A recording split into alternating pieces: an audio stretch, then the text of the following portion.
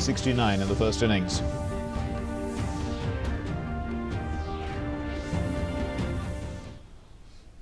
Our top story, Prime Minister Narendra Modi today flagged off 8 trains connecting different regions of the country to Kevadia via a video conference. These trains are to facilitate the seamless connectivity to the Statue of Unity. The Prime Minister also inaugurated several other projects related to the railways in Gujarat. During this event, the Chief Minister of Gujarat and the Railways Minister were present on the occasion. The projects will add a fillip to the development activities in the nearby tribal regions in Kevadia, and the projects aim to boost connectivity to the important religious and ancient pilgrim places nestled in the banks of the river Narmada. Domestic and international tourism will also increase, acting as a catalyst for the overall socio-economic development of the region and to generate new employment and business opportunities. Addressing the event, the Prime Minister said that the connectivity provided by these 8 new trains will be beneficial for tourists coming to see the Statue of Unity, but it will also help in changing the lives of the tribal community of Kevadia. It will bring new opportunities for jobs as well as self-employment. आज केवड़िया गुजरात के सुदूर इलाके में बसा एक छोटा सा block नहीं रह गया है, बल्कि केवड़िया विश्व के सबसे बड़े टूरिस्ट डेस्टिनेशन के रूप में आज उभर रहा है। स्टैच्यू ऑफ यूनिटी देखने के लिए अब स्टैच्यू ऑफ लिबर्टी से भी ज्यादा टूरिस्ट पहुंचने लगे हैं। अपने लोकार्पण के बाद करीब करीब 50 लाख लोग स्टैच्यू ऑफ यूनिटी को देखने आ चुके हैं। कोरोना में महीनों तक सब कुछ बंद रहने के बाद अब एक बार फिर केवड़िया में आने वाले टूरिस्टों की संख्या तेजी से बढ़ रही है। एक सर्वे में अनुमान लगाया गया है कि जैसे जैसे कनेक्टिविटी बढ़ रही है, भविष्य में हर रोज 1 लाख तक लोग केवड़िया आने लगेंगे। Prime Minister also pointed out that the new railway lines to Kevadia, they will script new development in this place, and that the place is getting direct rail connectivity. He said that the conversion to broad gauge will provide speedier connectivity to Kevadia. कुछ ही वर्षों में केवड़िया का कायाकल्प हो चुका है। केवड़िया पहुंचने के लिए चौड़ी सड़कें हैं, रहने के लिए पूरा टेंट सिटी है, अन्य अच्छे इंतजाम हैं, बेहतरीन मोबाइल कनेक्टिविटी है, अच्छे अस्पताल हैं। कुछ दिन पहले सी प्लेन की सुविधा शुरू हुई है और आज देश के इतने सारे रेल रूट से केवड़िया एक साथ जुड़ गया है। ये शहर एक तरह से कंप्लीट फैमिली पैकेज के रूप में सेवाएं दे रहा है। Prime Minister also said that future's technology, the technology of the future, it must emerge from Asia, because that's the call of our times. And the Prime Minister urged that everyone should work together to make this a success. ये समय की मांग है कि भविष्य की technology Asia की lab से निकले, भविष्य के एंटरप्रेन्योर्स हमारे यहां से तैयार हो। इसके लिए एशिया के उन देशों को आगे आकर जिम्मेदारी लेनी होगी जो एक साथ मिलकर काम कर सकते हैं, एक दूसरे के लिए काम कर सकते हैं। And citing the importance of new trains, the Prime Minister said that these trains will help in boosting connectivity within the country.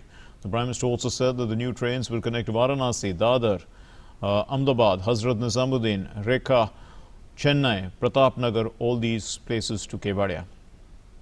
Kevadia का देश की हर दिशा में, हर दिशा से सीधी रेल कनेक्टिविटी से जुड़ना पूरे देश के लिए एक अद्भुत क्षण है। हमें गर्व से भरने वाला पल है। थोड़ी देर पहले चेन्नई के अलावा वाराणसी, रीवा, दादर और दिल्ली से केवड़िया एक्सप्रेस और अहमदाबाद से जन शताब्दी एक्सप्रेस केवड़िया के लिए निकली है। इसी तरह केवड़िया और प्रतापनगर के बीच भी मेमू सेवा शुरू हुई है। डभोई चांदोद रेल लाइन का चौड़ीकरण और चांदोद केवड़िया के बीच की नई रेल लाइन अब केवड़िया की विकास यात्रा में नया अध्याय लिखने जा रही है।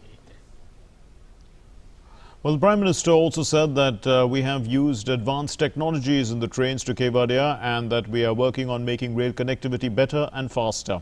The Prime Minister also said that we are ensuring that the railways, they have an environment-friendly attitude and the focus is on Atmanirbhar Bharat.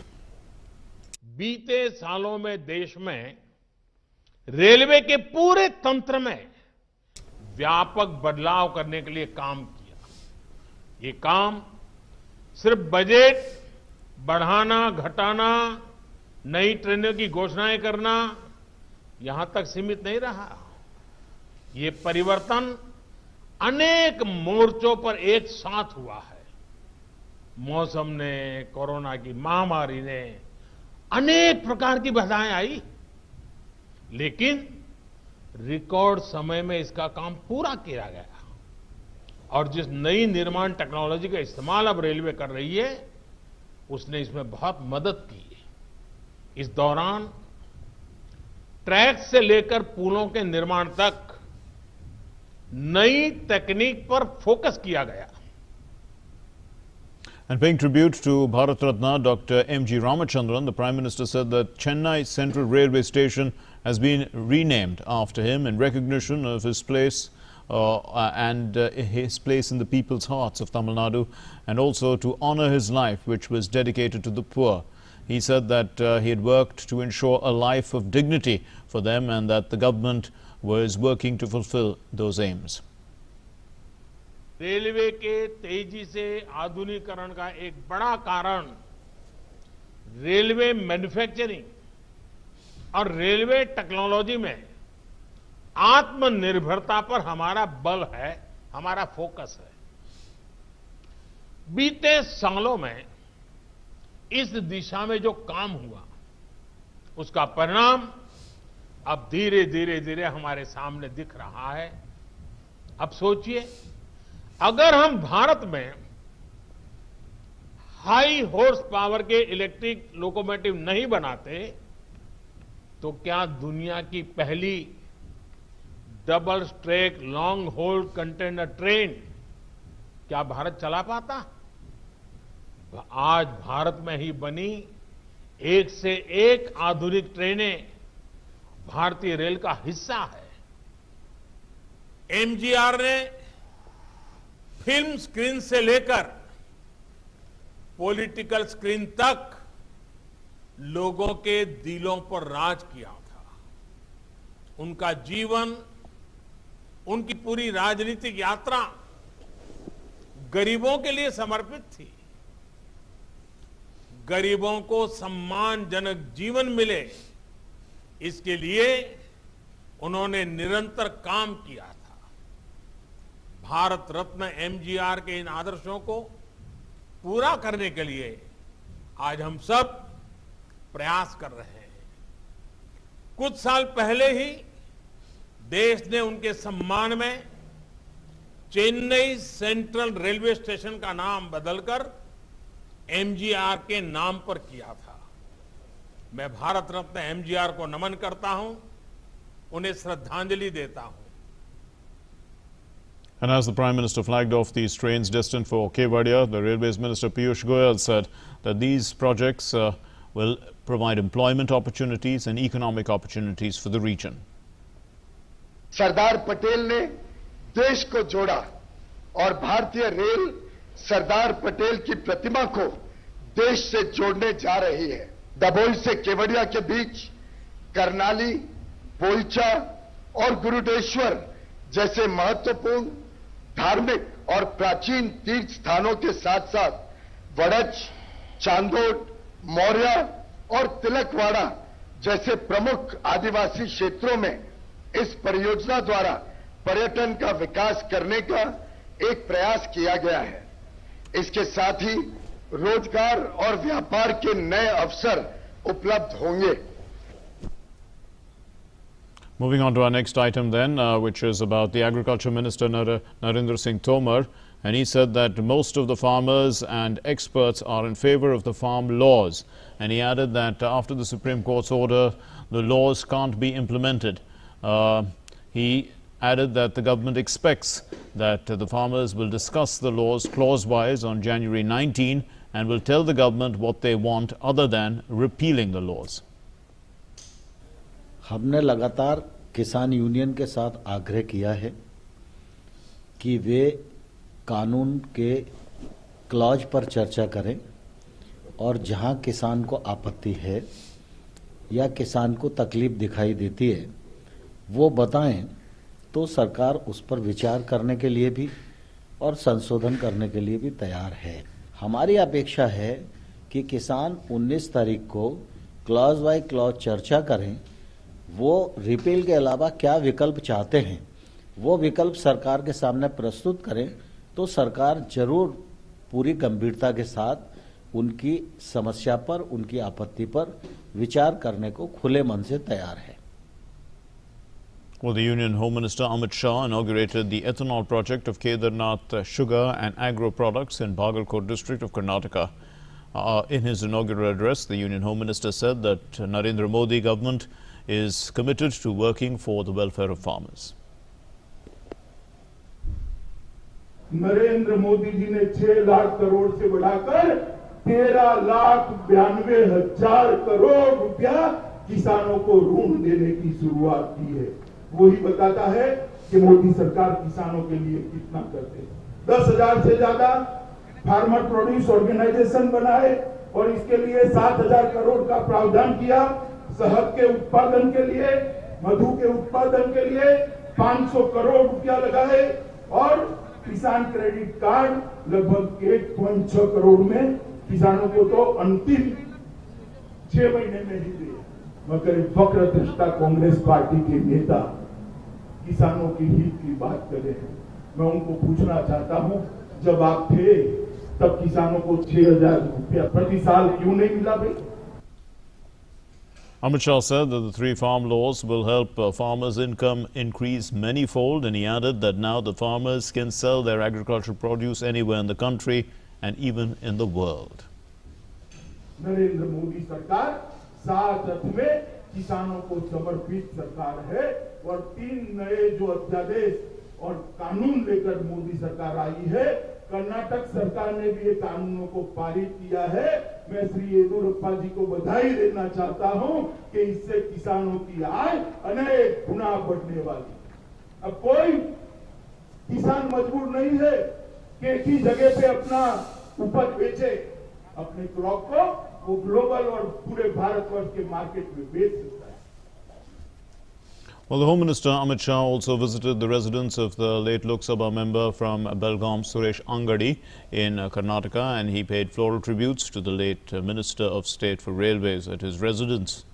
He also met the family members of Suresh Angadi.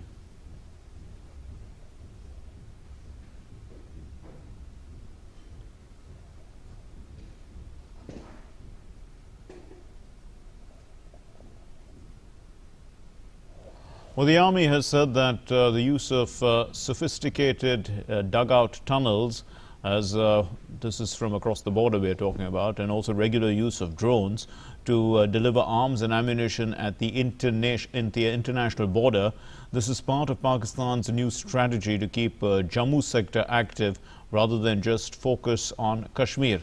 The GOC Chinar Corps Lieutenant General B.S. Raju said that the army is keeping a close watch on these nefarious designs of Pakistan and is thwarting every design by using advanced technologies. He also said that it's a matter of satisfaction that today the number of terrorists has reduced noticeably. Pakistan's desire to send weapons and drugs by drones and tunnels is definitely a challenge. As we became strong on the LC and we were able to plug the gaps, Pakistan began to adopt alternate means of using drones to drop weapons. To defeat the use of drones, we are using some advanced technology. We have surveillance devices to detect it and thereafter jam these aerial platforms. On the use of tunnels by terrorists, it's basically a phenomenon which is prevalent in the Jammu region. The Army and the BSF have found many. In fact, one was discovered just a few days back. Again, we are using many unique technologies to detect them, including the use of ground-penetrating radars. I must say with some happiness that the present strength of the terrorists in the valley is approximately 217, which is lowest in the last 1 decade. Vice President M. Venkaiah Naidu released a book titled Abdul Kalam Memories Never Die in Chennai. This book is a biography of the late President of India and is authored by Dr. Y.S. Rajan, a renowned space scientist, and Dr. Nazima Maria Kayyar, who is the grandniece of Dr. Kalam. And the Vice President said that the late former President, Dr. Abdul Kalam, always had a positive outlook towards life and never believed that a problem is insurmountable. And that is the attitude that one needs to adopt to make a mark in life. He also said that APJ Abdul Kalam's initiatives and contributions to strengthen India's defense and space capacities are unparalleled. It must be in the forefront of scripting the India's growth story. I urge the youth to take a leaf out of Dr. Kalam's book and believe in themselves. They must aspire to become job creators rather than job seekers. As Dr. Kalamji said, dream is not that which you see while sleeping. It is something that does not let you sleep. And in a tragic incident, at least 6 people were killed and 17 sustained injuries as a bus caught fire after coming in contact with an electric wire in Maheshpur of Jalore district. This happened late Saturday night. The incident took place around 10:30 p.m. The driver and the conductor of the bus died on the spot, while 4 persons succumbed to their injuries in hospital when they were undergoing treatment. Prime Minister Narendra Modi expressed grief over this tragic incident. The Prime Minister in a tweet has condoled the loss of lives in this accident and has wished a speedy recovery to those injured in the accident. The National Road Safety Month is all set to be inaugurated tomorrow to build awareness about road safety and to reduce road accidents in India. The inaugural function is slated for tomorrow at the Vigyan Bhavan, where it will be launched by Union Minister for Defence Rajnath Singh and Union Minister for Road Transport and Highways and MSMEs Nitin Gadkari. Activities planned during the month include the launch of a film on road safety, the flagging off of a national championship, Safe Speed Challenge from Wagah border to Kanyakumari, and also giving away of awards for road safety. The state governments, PSUs and insurance companies will participate in awareness creating activities with seminars, with walkathons, poster making competitions and the like.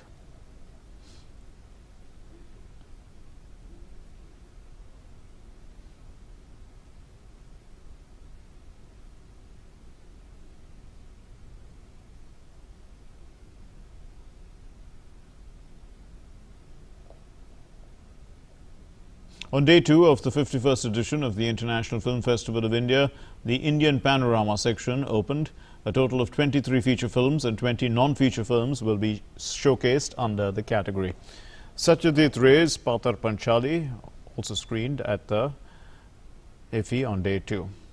The opening ceremony of Country of Focus, Bangladesh, was also held. The opening film for Country of Focus, Rupsa Nodir Banke, was showcased as a world premiere. And also in another development, the veteran actor Biswajit Chatterjee was conferred with the Indian Personality of the Year award. This happened at the 51st edition of IFFI. The 51st edition of IFFI, as we said, opened with the screening of the Danish film. The filmmaker's name is Thomas Winterberg, he's Danish, and the film is Another Round. This happened at the Kala Academy in Goa.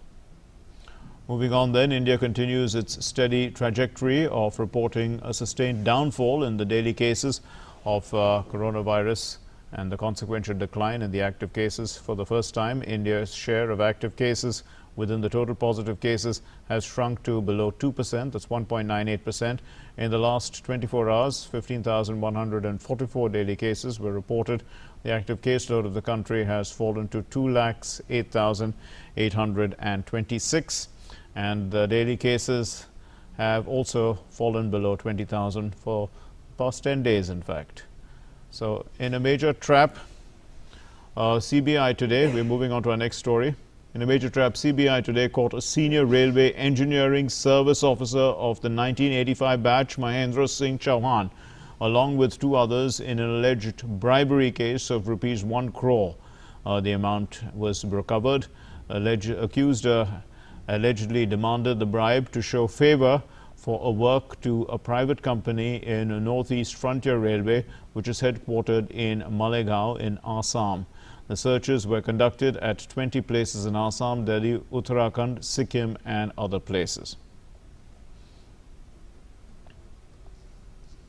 In England, a cathedral has been transformed from a place of worship into a makeshift center for coronavirus vaccination.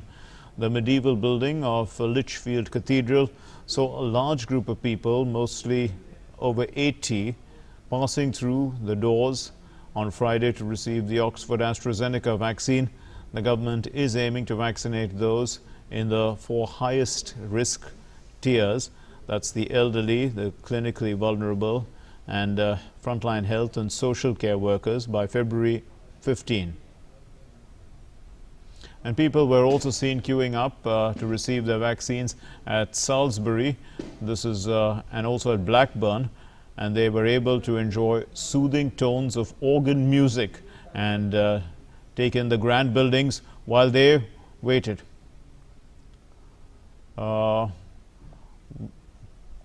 moving across now to a rally being addressed by the Home Minister Amit Shah, who's on a visit to Karnataka. क्यों भाई बेलगांव वालों की आवाज को क्या हो गया है? इतनी प्रचंड विजय कर कर भगवा लहरा कर यहां बैठे हो, ऐसे बोलोगे क्या? मेरे साथ दोनों हाथ उठाइए और तालुका जिला पंचायत में विजय का संकल्प का मुट्ठी भींचिए और प्रचंड आवाज से बोलिए, भारत माता की, भारत माता की, भारत माता की। मंच पर उपस्थित भारतीय जनता पार्टी के वरिष्ठ नेता और कर्नाटक के लोकप्रिय मुख्यमंत्री श्रीमान येदियुरप्पा जी, हमारे प्रदेश अध्यक्ष और सांसद श्रीमान नलिन कुमार कटील जी, कर्नाटक के उप मुख्यमंत्री श्रीमान गोविंद कारजोल जी, श्री लक्ष्मण सवदी जी, मेरे मित्र और केंद्र में कोयला, खदान और पार्लियामेंट्री अफेयर्स ऐसे 3 विभाग जो संभालते हैं, ऐसे भाई प्रहलाद जोशी जी, कर्नाटक सरकार के मंत्री श्री जगदीश शेट्टर जी, राज्यसभा के सांसद, भाजपा के महासचिव और कर्नाटक संगठन के प्रभारी श्रीमान अरुण सिंह जी, राष्ट्रीय उपाध्यक्ष और कर्नाटक की सह प्रभारी डॉक्टर DK अरुणा जी। अरुणा जी आगे आइए, आपको सब लोग जान ले, एक बार थोड़ा आगे आइए, आगे आइए थोड़ा, भाई ताली बजाओ, अरुणा जी हमारी सह प्रभारी बनी है। कर्नाटक के गृह मंत्री श्रीमान मुंबई जी, भारतीय जनता पार्टी के राष्ट्रीय महासचिव जिन्होंने मंत्री पद छोड़कर भाजपा के संगठन का काम संभाला है, ऐसे भाई CT रवि जी, श्री रमेश जारकोहली जी, श्री उमेश कत्ती जी, श्री श्रीमंत पाटिल जी, श्रीमती शशिकला जोले जी, यहां के लोकप्रिय सांसद अन्ना साहब जोले जी, हमारे संगठन मंत्री श्री अरुण कुमार जी और आज जिनके अभिनंदन के लिए मैं यहां दिल्ली से बेलगांव आया हूं, ऐसे भारतीय जनता पार्टी के हजारों चुने हुए कार्यकर्ता जिन्होंने एक इतिहास रचा है कर्नाटक में और भगवा पहनकर मेरे सामने बैठे हैं, वो सभी को मैं बहुत बहुत अभिनंदन करना चाहता हूं। और आज बेलगांव के अंदर एक विराट जनसभा के अंदर उपस्थित भारतीय जनता पार्टी के सभी कार्यकर्ता भाइयों बहनों और बेलगांव के सभी मतदाता भाइयों बहनों, मित्रों, सबसे पहले तो मैं आप सभी को मकर संक्रांति की बहुत बहुत शुभकामनाएं देने आया हूं कि सूर्य नारायण मकर राशि में संक्रति कर गए हैं। मैं भगवान से प्रार्थना करता हूं कि सूर्य नारायण की ये मकर संक्रांति हमारे देश भर के किसानों के लिए उन्नति, उल्लास और समृद्धि का द्योतक हो जाए। मित्रों, ये कर्नाटक भारत का एक गौरवशाली राज्य है और इसका इतिहास पूरे भारत को प्रेरणा दे पाए इस प्रकार का है। आज मैं यहां मुंबई कर्नाटक के बेलगांव में बैठा हूं। मैं जब यहां बैठा हूं तब बेलेवड़ी मल्लम्मा को याद करे बगैर नहीं रह सकता। इन्होंने गौरवपूर्वक अपने पति के बाद अपनी स्वतंत्रता की लड़ाई लड़ी और इनका आश्चर्य, उनका वीरता और मक्कमता देखकर शिवाजी महाराज भी दंग रह गए थे। शिवाजी महाराज ने भी उनको बाद में उनका राज्य वापिस देकर इस क्षेत्र की स्वतंत्रता की सम्मान किया था।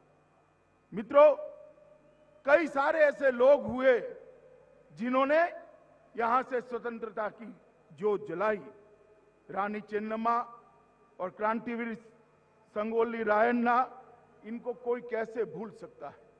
अंग्रेजों के खिलाफ सबसे पहले स्वतंत्रता का आह्वान करने वाले ये दोनों वीर हुतात्मा यही भूमि के थे और उन्होंने ये लड़ाई लड़ी और रायोली संगना ने भी अपनी जान की आहुति देकर देश के लिए अपना सर्वोच्च न्यौछावर किया।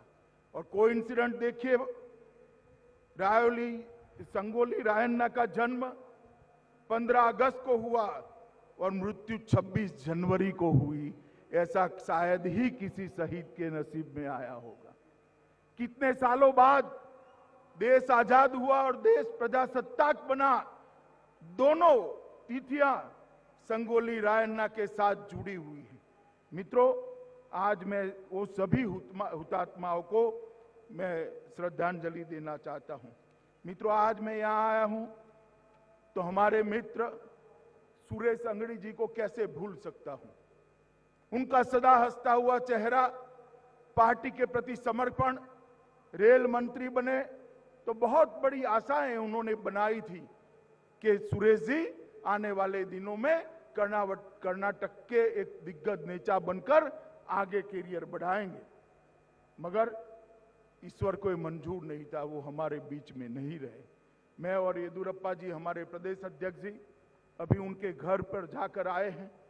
ऐसे ही श्री रवि हिरेमठ और राजू चिकनगौड़ा जी, हमारे बहुत अच्छे कार्यकर्ता, एक संगठन मंत्री और एक जिले का महामंत्री, दोनों नहीं रहे। मैं आज उन लोगों को भी श्रद्धांजलि देता हूं। मित्रों, ये पूरा मुंबई कर्नाटक कन्नडिगा और मराठी संस्कृति का एक सुभग सुमेल करने वाला क्षेत्र है। भारत की एकता और अखंडता यहीं से घोषित होती है और हिंदुस्तानी संगीत के अंदर इस क्षेत्र के बहुत सारे गायकों ने बहुत बड़ा योगदान दिया है। पंडित सवाई गांधर्व हो, गंगूबाई हो, पंडित बसवराज राजगुरु हो, पंडित कुमार गंधर्व हो और भारत रत्न भीमसेन जोशी, ये सभी ने भी बहुत बड़ा योगदान दिया है। उन सभी को भी मैं आज याद करता हूं।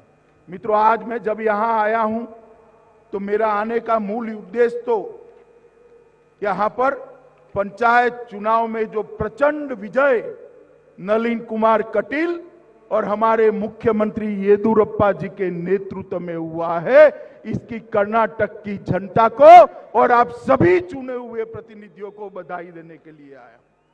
मित्रों, कुल 5670 ग्राम पंचायतों में चुनाव हुआ, इसमें से 3142 अकेले भाजपा ने 55% से ज्यादा ग्राम पंचायत में विजय प्राप्त करी है। मैं आप सभी को कहता हूं कि जनता के आभार के लिए एक बार जोर से ताली बजाकर कर्नाटक की जनता का आभार दिया जाए। कुल 86,183 पंचायत सदस्यों में से 45,000 से ज्यादा भारतीय जनता पार्टी के कार्यकर्ता चुन कर आए हैं। ये कर्नाटक की जनता का मैं तो बहुत आभारी हूं, क्योंकि मैं जब कर्नाटक आया